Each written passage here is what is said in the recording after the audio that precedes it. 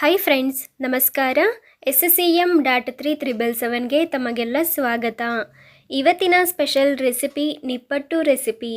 ತುಂಬಾ ಸಿಂಪಲ್ಲಾಗಿ, ಕ್ರಿಸ್ಪಿಯಾಗಿ ಹಾಗೂ ಟೇಸ್ಟಿಯಾಗಿ ಹೇಗೆ ಮಾಡೋದು ಅಂತ ನೋಡೋಣ ಬನ್ನಿ.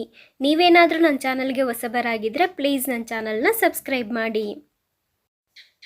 ಮೊದಲಿಗೆ 1/4 ಕಪ್ ಉರಿಗಡಲೆನ ಒಂದು ಮಿಕ್ಸಿ ಜಾರ್ಗೆ ಹಾಕ್ಕೊಳ್ತಾ ಇದ್ದೀನಿ. ಹಾಗೆಯೇ ಅದೇ ಕಪ್ ಮೆಜರ್ಮೆಂಟಲ್ಲಿ 1/4 ಕಪ್ಪು ಶೇಂಗಾನ ಹುರಿದ್ಬಿಟ್ಟು ಚೆನ್ನಾಗಿ ಸಿಪ್ಪೆ ತೆಗೆದು ಹಾಕ್ಕೊಳ್ತಾ ಇದ್ದೀನಿ. ಈಗ ಎರಡನ್ನೂ ಜಸ್ಟ್ ಆನು ಆಫು ಮಾಡಬೇಕಷ್ಟೆ. ತರಿಯಾಗಿ ರುಬ್ಕೋಬೇಕು. ನೋಡಿ, ಪೌಡರ್ ರೆಡಿಯಾಗಿದೆ. ಎಲ್ಲನೂ ಒಂದೇ ಕಪ್ ಮೆಜರ್ಮೆಂಟಲ್ಲೇ ಅಳತೆ ತಗೋಬೇಕು. ಅದೇ ಕಪ್ಪಲ್ಲಿ 1 ಕಪ್ಪಷ್ಟು ಅಕ್ಕಿ ಹಿಟ್ಟನ್ನು ಒಂದು ಪಾತ್ರೆಗೆ ಸೇರಿಸ್ಕೊಳ್ತಾ ಇದ್ದೀನಿ. ಹಾಗೆಯೇ ರುಬ್ಕೊಂಡಿರ್ತಕ್ಕಂಥ ಮಿಶ್ರಣ ಪೌಡರ್ನ ಹಾಕ್ಕೊಳ್ತಾ ಇದ್ದೀನಿ. 4 ಹಸಿರು ಮೆಣಸಿನ್ಕಾಯಿನ ಚಿಕ್ಕದಾಗಿ ಕಟ್ ಮಾಡಿಬಿಟ್ಟು ಹಾಕ್ಕೊಳ್ತಾ ಇದ್ದೀನಿ. ಸ್ವಲ್ಪ ಕರಿಬೇವು ಎಲೆಗಳನ್ನು ಚಿಕ್ಕದಾಗಿ ಕಟ್ ಮಾಡಿ ಹಾಕ್ಕೊಂಡಿದ್ದೀನಿ. 1/4 ಟೀ ಸ್ಪೂನಷ್ಟು ಅಜ್ವಾನ ಕಾಳು ಅಥವಾ ಓಂ ಕಾಳನ್ನ ಈ ರೀತಿ ಕ್ರಷ್ ಮಾಡಿಬಿಟ್ಟು ಹಾಕ್ಕೊಳ್ತಾ ಇದ್ದೀನಿ. ಹಾಗೆಯೇ 1/4 ಟೇಬಲ್ ಸ್ಪೂನಷ್ಟು ಜೀರಿಗೆನೂ ಸಹ ಹಾಕ್ಕೊಳ್ತಾ ಇದ್ದೀನಿ.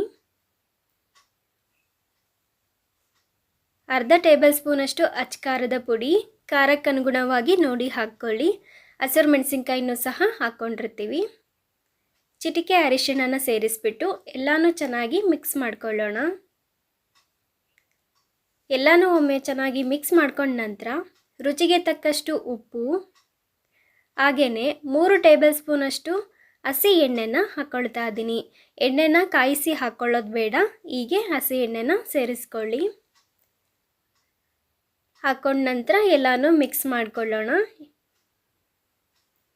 ಹಿಟ್ಟು ಎಣ್ಣೆ ಜೊತೆ ಎಲ್ಲ ಚೆನ್ನಾಗಿ ಮಿಕ್ಸ್ ಆಗಬೇಕು. ಆ ರೀತಿ ಎಲ್ಲ ಮಿಕ್ಸ್ ಮಾಡಿಕೊಂಡು ನಂತರ ಸ್ವಲ್ಪ ನೀರು ಸೇರಿಸ್ಕೊಂಡು ಹಿಟ್ಟನ್ನು ಕಲಿಸ್ಕೋಬೇಕಾಗುತ್ತೆ. ನೋಡಿ, ಈ ರೀತಿ ಸ್ವಲ್ಪನೇ ನೀರು ಹಾಕ್ಕೊಂಡು ಹಿಟ್ಟು ಕಲಿಸ್ಕೊಳ್ಳಿ. ಒಂದೇ ಸಲಕ್ಕೆ ಜಾಸ್ತಿ ನೀರು ಹಾಕ್ಕೊಂಡ್ಬಿಟ್ರೆ ಹಿಟ್ಟು ಮೆತ್ತಗಾಗ್ಬಿಡುತ್ತೆ. ನಿಪ್ಪಟ್ಟು ಕೆಟ್ಟೋಗೋ ಚಾನ್ಸಸ್ ಇರುತ್ತೆ. ಅದಕ್ಕೋಸ್ಕರ ನೋಡ್ತಾ ಇರ್ಬೋದು, ಇಲ್ಲಿ ನಾನಿಲ್ಲಿ ಅರ್ಧ ಕಪ್ಪಷ್ಟು ನೀರನ್ನು ನಾನು ಉಪಯೋಗಿಸಿ ಹಿಟ್ಟನ್ನು ಕಲಿಸ್ಕೊಂಡಿದ್ದೀನಿ. ಅಷ್ಟಕ್ಕೆ ಹದವಾಗಿ ಹಿಟ್ಟು ರೆಡಿಯಾಗಿದೆ. ಹಿಟ್ಟನ್ನು ಹದವಾಗಿ ಕಲಿಸ್ಕೊಳ್ಳೋದು ತುಂಬಾ ಮುಖ್ಯ ಆಗುತ್ತೆ. ತುಂಬ ಗಟ್ಟಿ ಆಗಿಬಿಟ್ರೆ ಎಣ್ಣೆಯಲ್ಲಿ ಹಾಕುವಾಗ ನಿಪ್ಪಟ್ಟು ಮುರಿಯೋ ಚಾನ್ಸಸ್ ಜಾಸ್ತಿ ಇರುತ್ತೆ. ಹಾಗೆಯೇ ತುಂಬ ಸ್ಮೂತ್ ಆಗಿಬಿಟ್ರೆ ಉಪ್ಪಿ ಬಂದ್ಬಿಡುತ್ತೆ ನಿಪ್ಪಟ್ಟು, ಪೂರಿ ಥರ ಚೆನ್ನಾಗಿ ಅನಿಸೋದಿಲ್ಲ. ನೋಡಿ, ಇಷ್ಟು ಸ್ಮೂತ್ ಇದ್ದರೆ ಸಾಕು. ನೆಕ್ಸ್ಟ್ ಇಲ್ಲಿ ಒಂದು ಲಟ್ಟಣಿಗೆಗೆ ಹಾಗೂ ಪ್ಲಾಸ್ಟಿಕ್ ಕವರ್ಗೆ ಈ ರೀತಿ ಎಣ್ಣೆನ ಹಚ್ಬಿಟ್ಟು ರೆಡಿ ಮಾಡ್ಕೊಂಡಿದ್ದೀನಿ. ಈಗ ಸ್ವಲ್ಪ ಹಿಟ್ಟನ್ನು ತೆಗೆದುಕೊಂಡು ಆ ಪ್ಲಾಸ್ಟಿಕ್ ಕವರ್ ಮೇಲೆ ಇಟ್ಟು ಸ್ವಲ್ಪ ಹೀಗೆ ಪ್ರೆಸ್ ಮಾಡ್ಕೊತಾ ಇದ್ದೀನಿ. ನಂತರ ಲಟ್ಟಿಸ್ಕೋಬೇಕು. ನಮಗೆ ನಿಪ್ಪಟ್ಟು ಯಾವ ಮೆಜರ್ಮೆಂಟಲ್ಲಿರುತ್ತೋ ಆ ರೀತಿ ಬರೋವರೆಗೂ ಲಟ್ಟಿಸ್ಕೊಳ್ಳೋಣ. ನಿಪ್ಪಟ್ಟು ಸೈಜು ತುಂಬ ದಪ್ಪ ಇದ್ಬಿಟ್ರೆ ಚೆನ್ನಾಗಿ ಬೇಯೋದಿಲ್ಲ.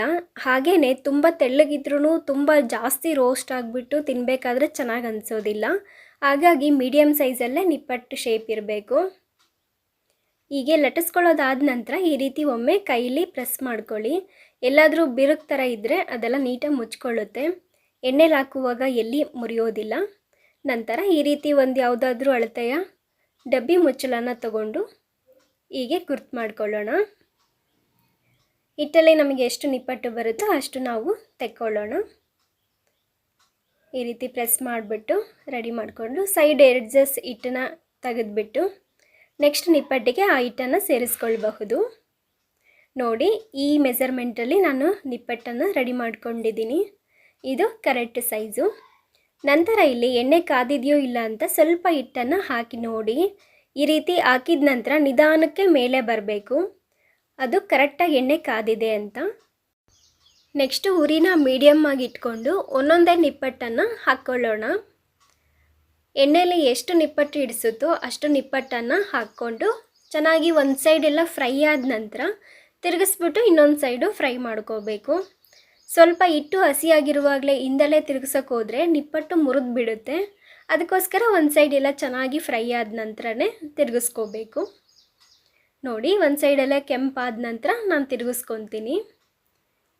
ಮೊದಲಿಗೆ ಯಾವ ನಿಪ್ಪಟ್ಟು ಹಾಕಿದ್ವೋ ಅದನ್ನು ಫಸ್ಟು ತಿರುಗಿಸ್ಕೊತಾ ಇದ್ದೀನಿ, ನೋಡ್ತಾ ಇರ್ಬೋದು. ಹೀಗೆ ನಂತರ ಒಂದೊಂದಾಗಿ ತಿರುಗಿಸಿ ರೋಸ್ಟ್ ಆಗೋವರೆಗೂ ಚೆನ್ನಾಗಿ ಕ್ರಿಸ್ಪಾಗಿ ಬರೋ ತನಕ ನಿಪ್ಪಟ್ಟನ್ನು ಫ್ರೈ ಮಾಡ್ಕೋಬೇಕು. ಹೀಗೇ ಎಲ್ಲ ನಿಪ್ಪಟ್ಟುಗಳನ್ನು ಚೆನ್ನಾಗಿ ಎಣ್ಣೆಯಲ್ಲಿ ಫ್ರೈ ಮಾಡ್ಕೊಳ್ಳಿ. ನೋಡ್ತಾ ಇರ್ಬೋದು ಎಷ್ಟು ಚೆನ್ನಾಗಿ ಬಂದಿದೆ ಅಂತ. ಇವತ್ತಿನ ಈ ಸ್ಪೆಷಲ್ ನಿಪ್ಪಟ್ಟು ರೆಸಿಪಿ ನಿಮಗೆಲ್ಲ ಇಷ್ಟ ಆಗಿದೆ ಅಂತ ಭಾವಿಸ್ತೀನಿ. ಪ್ಲೀಸ್ ನನ್ನ ಚಾನಲ್ನ ಲೈಕ್ ಮಾಡಿ, ಶೇರ್ ಮಾಡಿ, ಕಮೆಂಟ್ ಮಾಡಿ. ಇನ್ನೂ ಯಾರಾದರೂ ನನ್ನ ಹಳೆ ವೀಡಿಯೋಸ್ನ ನೋಡಿಲ್ಲ ಅಂದರೆ ಡಿಸ್ಕ್ರಿಪ್ಷನ್ ಬಾಕ್ಸಲ್ಲಿ ಲಿಂಕ್ ಹಾಕಿರ್ತೀನಿ.